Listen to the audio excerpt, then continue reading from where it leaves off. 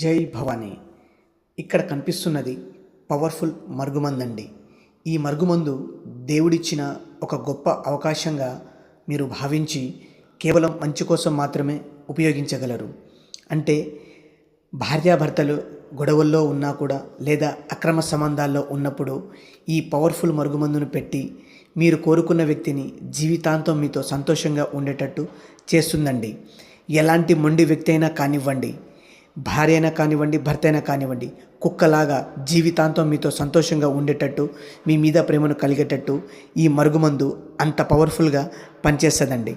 Lovers మధ్య సమస్య ఉన్నా కూడా, అత్తాకోడల మధ్య సమస్య ఉన్నా కూడా ఈ మరుగుమందు పెట్టండి.